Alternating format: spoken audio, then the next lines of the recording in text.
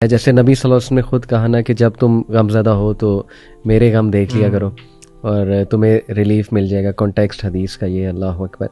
अपनी बेटियों की तलाक देखना, 3 बेटियों की डेथ देखना, उनको अपने ही हाथ से दफनाना या उनकी डेथ को देखना, अल्लाह अकबर।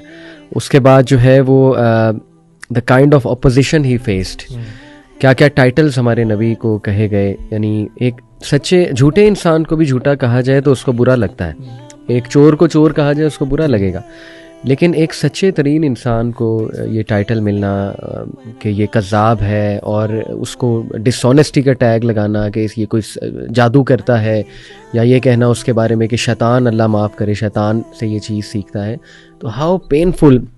और ताइफ वाला वाक़या तो पीक है ना, पीक है, सुभान अल्लाह। और अल्लाह के नबी ने ख़ुद फरमाया हज़रत आयशा को कि वो जो तुम्हारे लोगों ने ताइफ में मेरे साथ किया था वो वाक़या मेरे लिए सबसे ज़्यादा पेनफुल है, क्योंकि वी कैन नॉट इमेजिन कि बच्चे आपको पत्थर मार रहे हैं और रिजेक्ट किया जा रहा है आपको। देखिए, हमने आज तक जितनी दावत का काम किया है, क्या कभी हमें कोई बहुत ज़्यादा ऑपोजिशन फेस करनी पड़ी है?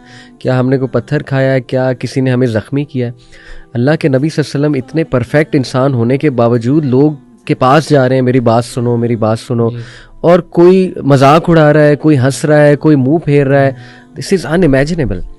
और क्या आजिज़ी हमारे नबी की, यानी एक जुमला उन्होंने आज तक शिकायत का नहीं निकाला। इसी तरह दीगर अंबिया को आप देख लें, नूह अलैहिस्सलाम, यानी 950 साल और कितने चंद एक लोगों ने दावत कबूल की, लेकिन उसके बावजूद अल्लाह को क्या कह रहे हैं कि अल्लाह मुझे माफ़ कर दे, मेरे माँ बाप को माफ़ कर दे। यानी ऑलवेज ये रवैया कि मेरे से कोई गलती हुई है। यूनुस अलैहिस्सलाम का रवैया आप देखें, सुभान अल्लाह, ठीक है गलती हो गई, लेकिन ला इलाहा इल्ला अंता सुब्हानका इन्नी कुन्तु मिनज़ ज़ालिमीन। यानी अल्लाह आप पाक है, आप ज्यादती कर ही नहीं सकते, आपकी तरफ से इनजस्टिस हो ही नहीं सकता।